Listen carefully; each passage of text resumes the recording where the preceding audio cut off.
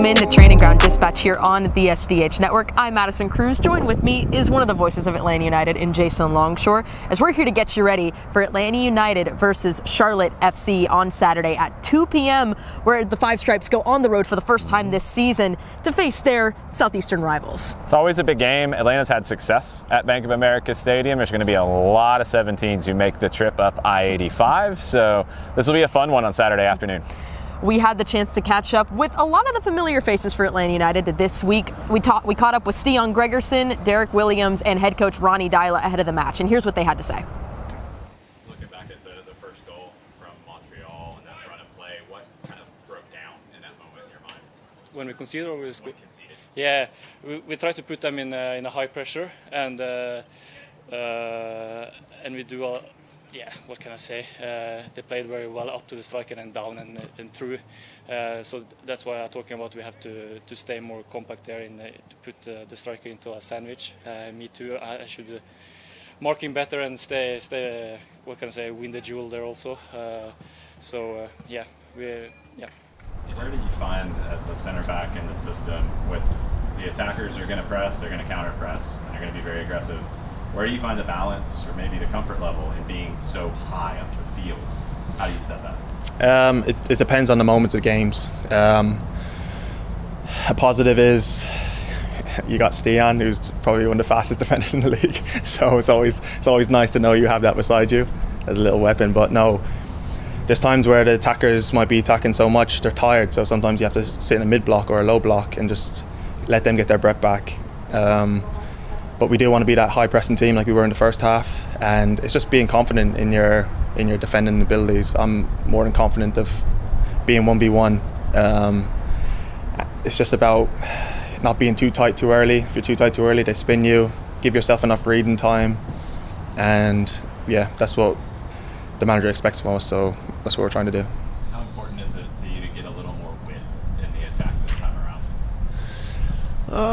I think it's when we have the wingers inside, we are doing different things into the games as well. Now we saw there was a big gap in the center of the pitch, so we had our wingers more inside. And Miggy is a waste of talent if you put him wide all the time. So he finds the game a lot, but then we need to get Matt to go higher and have the width. And so I think I said to them in the break that we need more crosses, we need more overload on the sides when we switch to the center. But in the end, it's about keeping the ball. And I don't think we did that well in the second half, more better in the first. So that's going to be important now, even though it's going to be a totally different game than in the weekend, because Montreal have a style of play is very, very different from the others, and that's it's a positive way as well. So now it's more a traditional 4-3-3. We have to deal with, and they are good in counter-attacks, they're good in set play, they're good in crosses, so we are quite clear what we're going to meet. Do you think with how Charlotte plays, since it's so different, is that going to allow you guys to thrive a lot more when you guys want to play the way you want to play it, or is it going to be a little bit more difficult, especially looking against Montreal, looking at it? I don't think they are so into possession. I think they are more into being effective. So when you come to Montreal, they want to control the whole game with the ball. We know if we press really well, we will get our chances. Now it's totally different. Maybe now we will have the ball more, we will attack more. Then it's about counter-pressing, it's about balance, it's about offensive marking, it's about reactions in the team. And of course, in the start again, you're playing away, you need to defend. You need to suffer together and do that well. Then we will always get our chances because we have quality up front. So we know we will do that, but we cannot concede so many chances that we did on Saturday.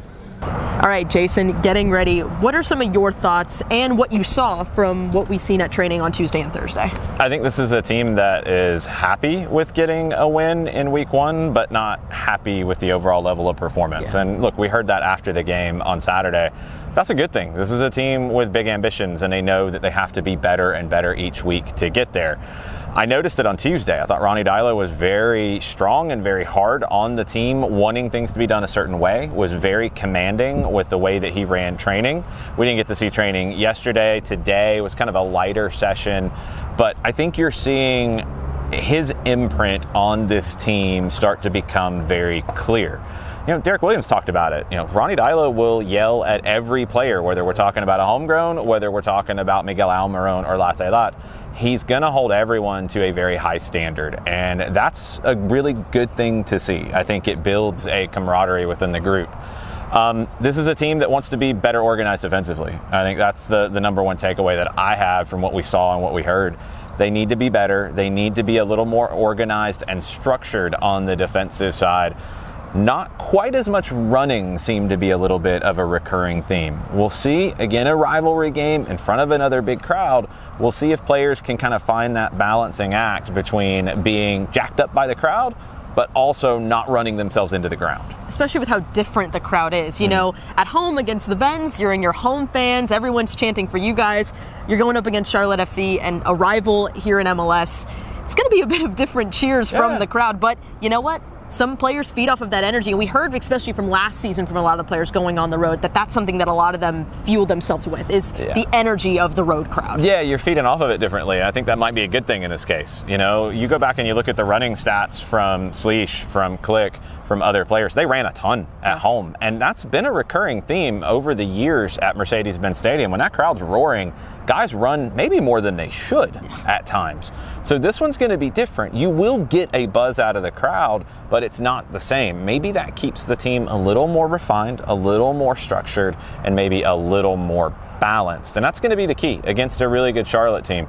About what Ronny Deila said about the team, not necessarily in terms of Charlotte versus Montreal, not necessarily wanting as much of the ball.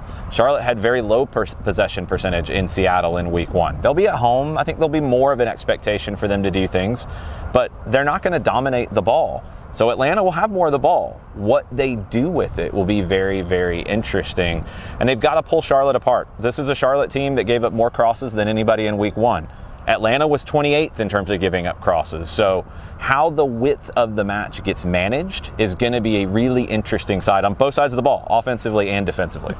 We got to watch a really fun training session. A lot of fun games were being played. So energy and hopes were high, especially as you head into this game, because of what Ronny Deila said.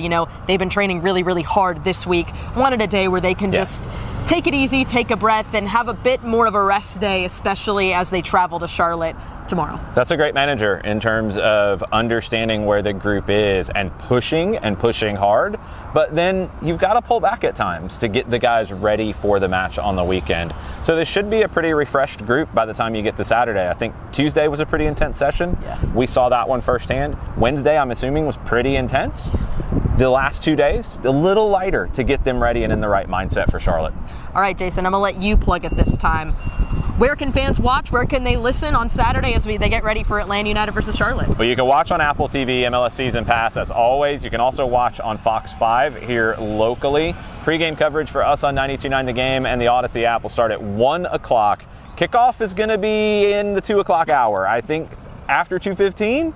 So long pregame show. You'll have Abe Gordon and Nick Alifi on the pregame on 92.9 and on the Odyssey app. Mike Conti and I will take over once we get to Charlotte. We'll also talk to Garth Lagerwey from the booth, probably around 1:30ish if you're setting a timer. And then we'll have plenty of postgame coverage as well. Sophia Cupertino, Madison Cruz making the trip up to Charlotte as well. So make sure your notifications are on for everything that we do on the SDH network.